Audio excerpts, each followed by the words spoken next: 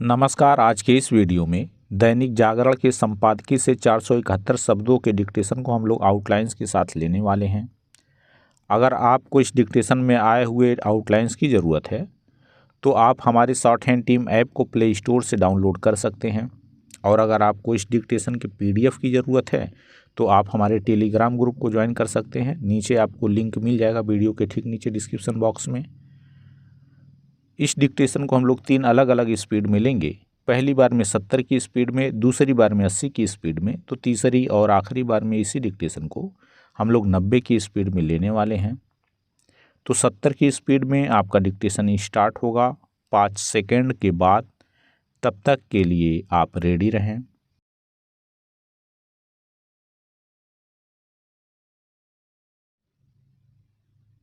Start. प्रधानमंत्री ने दिल्ली में नेशनल कैडेट कोर यानी NCC की रैली को संबोधित करते हुए यह जो कहा कि कभी बेटियों की भागीदारी केवल सांस्कृतिक आयोजनों तक सीमित रहती थी, लेकिन आज भारत की बेटियां जल, थल, नभ और अंतरिक्ष में भी अपनी क्षमता का लोहा मनवा रही हैं। वह वर्तमान का यथार्थ भी है और बदलते भारत की नई तस्वीर भी। इसकी एक झलक गणतंत्र दिवस पर भी देखने को मिली थी। 75वें गणतंत्र दिवस पर कर्तव्य पथ पर निकली परेड में पहली बार तीनों सेनाओं की महिला सैनिकों के दल ने भागीदारी की। यह भी उल्लेखनीय है कि जब कर्तव्य पथ पर नारी शक्ति की ओर से अपनी सामर्थ्य का परिचय दिया जा रहा था, तब सेनाओं की सर्वोच्च कमांडर के रूप में राष्ट्रपति द्रौपदी मुर्मू परेड की सलामी ले रही थीं। गत दिवस NCC की वार्षिक रैली में भी यह दिखा कि नारी शक्ति कैसे हर क्षेत्र में अपनी छाप छोड़ रही है। इस रैली में 24 देशों के कैडेट तो थे ही, देश के अलग अलग हिस्सों में स्वयं सहायता समूह चलाने वाली महिलाएं भी अतिथि के रूप में थीं। निसंदेह ऐसा नहीं है कि युवतियां केवल सेनाओं, अर्धसैनिक बलों और पुलिस में ही अपनी क्षमता का प्रदर्शन कर रही हैं। जीवन के हर क्षेत्र में उनकी भागीदारी बढ़ रही है। शासन प्रशासन के साथ उद्योग, व्यापार जगत और तकनीक एवं विज्ञान के क्षेत्र में भारत की महिलाएं अपने कदम आगे बढ़ा रही हैं। वे खेल जगत में भी अपनी छाप छोड़ रही हैं। वे केवल विभिन्न क्षेत्रों में भागीदारी ही नहीं कर रही हैं, बल्कि अपनी उत्कृष्टता भी साबित कर रही हैं। इसरो के चंद्र और सूर्य अभियानों में महिला विज्ञानियों की महती भूमिका किसी से छिपी नहीं। पैरा, इसमें कोई संदेह नहीं कि देश के शहरी समाज में तो हर क्षेत्र में महिलाओं की भागीदारी बढ़ रही है, लेकिन ग्रामीण क्षेत्रों में अभी उन्हें वैसा प्रोत्साहन नहीं मिल रहा है जैसा अपेक्षित और आवश्यक है। यह ठीक है कि सरकार प्रत्येक क्षेत्र में महिलाओं की भागीदारी बढ़ाने के लिए हर संभव प्रयास कर रही है, लेकिन इसी के साथ समाज को भी यह देखना होगा कि बेटियों को आगे बढ़ाने की आवश्यकता है। इससे इनकार नहीं कि कार्य क्षेत्र में महिलाओं की भागीदारी बढ़ रही है, लेकिन अभी उनकी संख्या उतनी नहीं जितनी होनी चाहिए। हाल के एक आंकड़े के अनुसार वर्तमान में देश में महिला श्रम बल की भागीदारी 37% है। इसे और बढ़ाने की आवश्यकता है, क्योंकि जब महिलाएं पुरुषों के साथ कदम से कदम मिलाकर कार्य करेंगी तो इससे केवल वही सशक्त नहीं होंगी, बल्कि घर, परिवार और समाज भी सक्षम बनेगा। जब ऐसा होगा तब देश की भी सामर्थ्य बढ़ेगी। स्पष्ट है कि नीति नियंताओं के साथ समाज को यह समझना होगा कि कार्यबल में महिलाओं की भागीदारी बढ़ाकर ही विकसित भारत के लक्ष्य की प्राप्ति आसान होगी। स्टॉप। दोस्तों, इसी डिक्टेशन को दूसरी बार में हम लोग 80 की स्पीड में लेंगे और आपका समय स्टार्ट होगा 5 सेकेंड के बाद। तब तक के लिए आप रेडी रहें।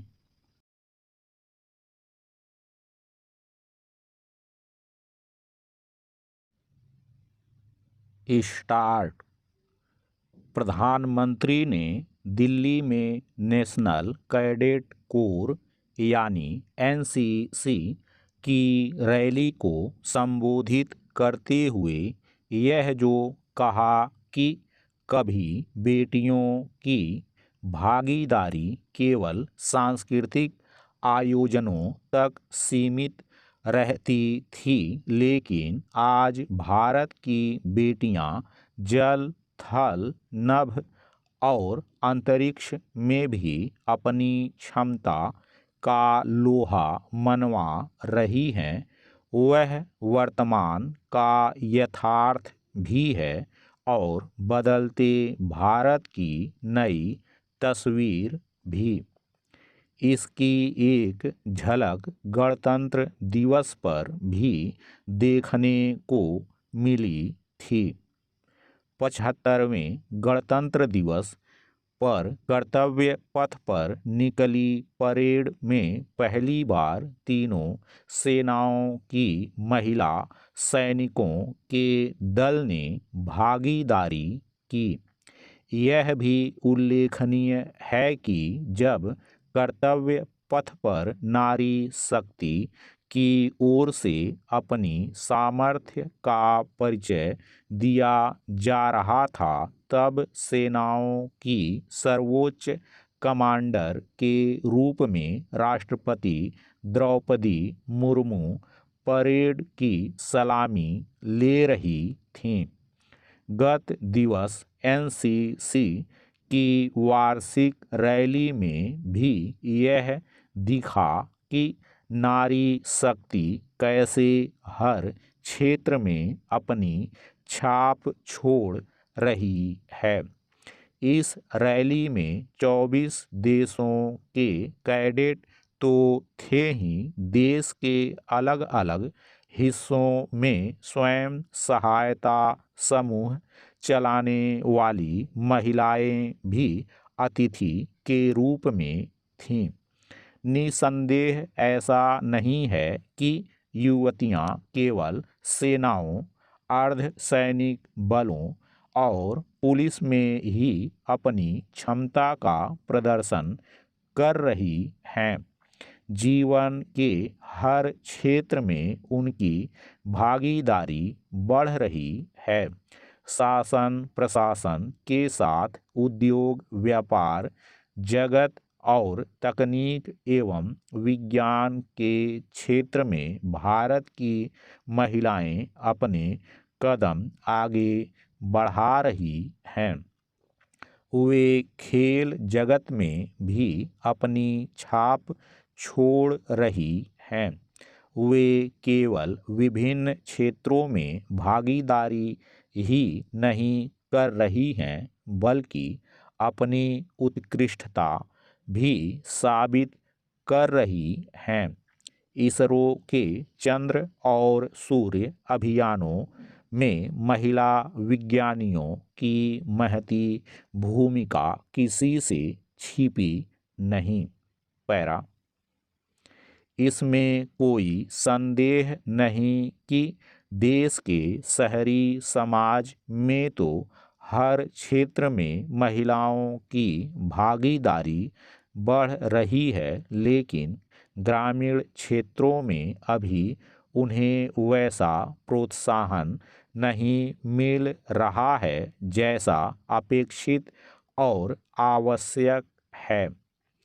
यह ठीक है कि सरकार प्रत्येक क्षेत्र में महिलाओं की भागीदारी बढ़ाने के लिए हर संभव प्रयास कर रही है, लेकिन इसी के साथ समाज को भी यह देखना होगा कि बेटियों को आगे बढ़ाने की आवश्यकता है। इससे इनकार नहीं कि कार्य क्षेत्र में महिलाओं की भागीदारी बढ़ रही है, लेकिन अभी उनकी संख्या उतनी नहीं जितनी होनी चाहिए। हाल के एक आंकड़े के अनुसार वर्तमान में देश में महिला श्रम बल की भागीदारी 37% है। इसे और बढ़ाने की आवश्यकता है, क्योंकि जब महिलाएं पुरुषों के साथ कदम से कदम मिलाकर कार्य करेंगी तो इससे केवल वही सशक्त नहीं होंगी, बल्कि घर, परिवार और समाज भी सक्षम बनेगा। जब ऐसा होगा तब देश की भी सामर्थ्य बढ़ेगी। स्पष्ट है कि नीति नियंताओं के साथ समाज को यह समझना होगा कि कार्यबल में महिलाओं की भागीदारी बढ़ाकर ही विकसित भारत के लक्ष्य की प्राप्ति आसान होगी। स्टॉप। दोस्तों, इसी डिक्टेशन को तीसरी और आखिरी बार में हम लोग 90 की स्पीड में लेंगे और आपका समय स्टार्ट होगा 5 सेकंड के बाद।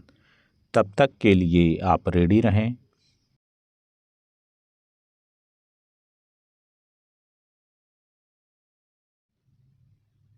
स्टार्ट।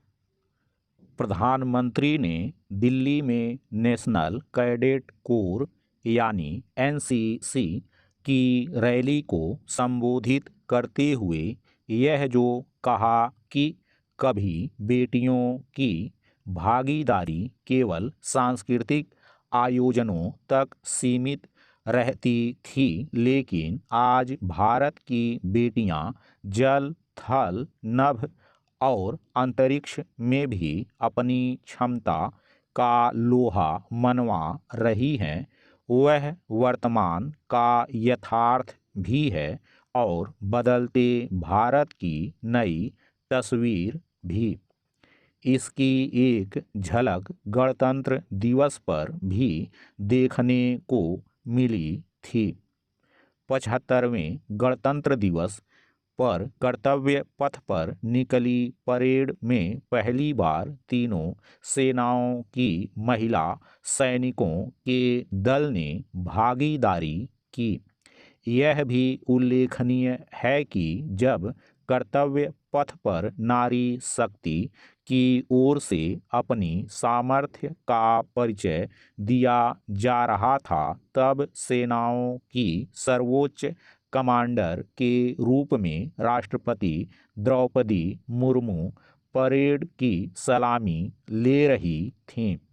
गत दिवस एनसीसी की वार्षिक रैली में भी यह दिखा कि नारी शक्ति कैसे हर क्षेत्र में अपनी छाप छोड़ रही है।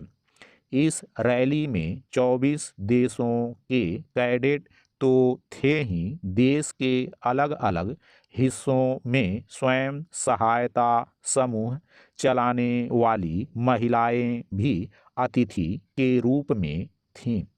निसंदेह ऐसा नहीं है कि युवतियां केवल सेनाओं, अर्धसैनिक बलों और पुलिस में ही अपनी क्षमता का प्रदर्शन कर रही हैं। जीवन के हर क्षेत्र में उनकी भागीदारी बढ़ रही है।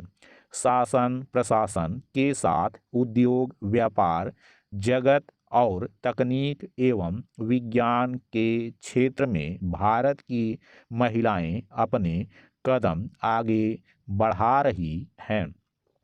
वे खेल जगत में भी अपनी छाप छोड़ रही हैं।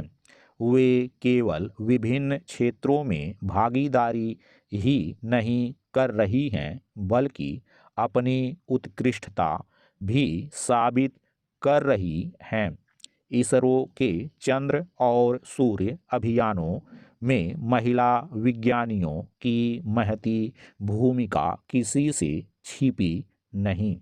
पैरा, इसमें कोई संदेह नहीं कि देश के शहरी समाज में तो हर क्षेत्र में महिलाओं की भागीदारी बढ़ रही है, लेकिन ग्रामीण क्षेत्रों में अभी उन्हें वैसा प्रोत्साहन नहीं मिल रहा है जैसा अपेक्षित और आवश्यक है। यह ठीक है कि सरकार प्रत्येक क्षेत्र में महिलाओं की भागीदारी बढ़ाने के लिए हर संभव प्रयास कर रही है, लेकिन इसी के साथ समाज को भी यह देखना होगा कि बेटियों को आगे बढ़ाने की आवश्यकता है।